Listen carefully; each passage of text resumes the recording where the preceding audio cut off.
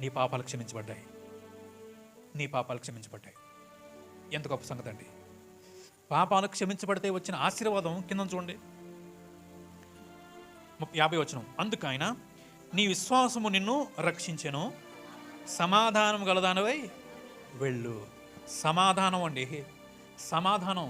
జాతకనే అమ్మ అయ్యా, జాతకనండి. సమాధానం ఎంత ప్రాముఖ్యం అంటే ఓ మాట చెప్తాను. ఒకసారి ఒక అమ్మాయి సెల్ ఫోన్ యూట్యూబ్లో చూసి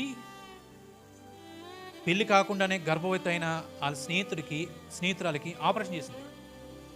విన్నారన్నమాట.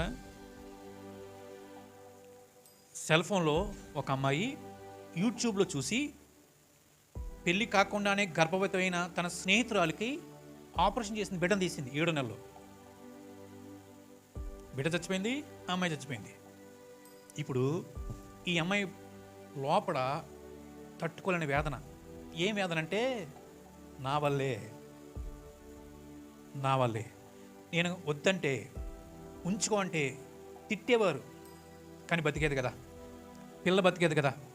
ఇప్పుడు నా వల్లే, నేను చేసిన ఈ పనులు బట్టే చచ్చిపోయింది అని లోపల అపరాధ భావం, మనస్సాక్షి ఏడుపు తట్టుకోలేకపోయింది అనమాట. రెండో చెప్తాను. చచ్చిపోయింది అమ్మాయి కూడా, ఆత్మహత్య చేసుకుని. రెండోది, ఒక చిన్న పాపని పాడు చేశాడని ఒక పెద్ద ఆయన్ని తెలిస్తే ఆ పెద్ద ఆయన చాలా దూరం వెళ్ళిపోయాడు. నాకు ఒక అన్న చెప్తే తెలిసింది. ఫోన్ చేశారంట కనిపెట్టి, అంటే సిగ్నల్ పోలీసులు ఎక్కడుందో చూసి పాలన చోట ఉన్నాడో తెలిస్తే ఒక టైంలో ఆన్ చేశాడు ఆయన ఫోన్ చేశాడు. వెంటనే కలిసింది. బాబాయ్ ఇంటికి వచ్చాయి బాబాయ్. లేదురా చిన్న, నాలంటోడు మొహం చూపించకూడదురా.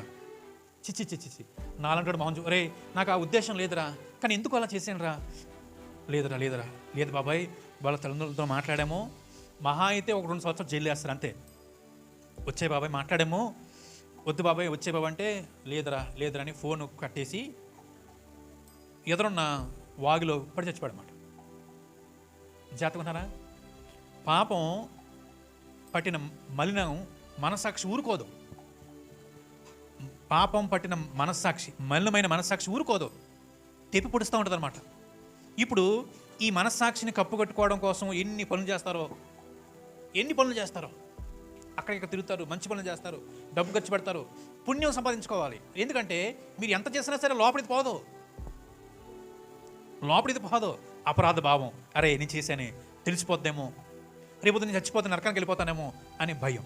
ఇప్పుడు జాతకండి లోపల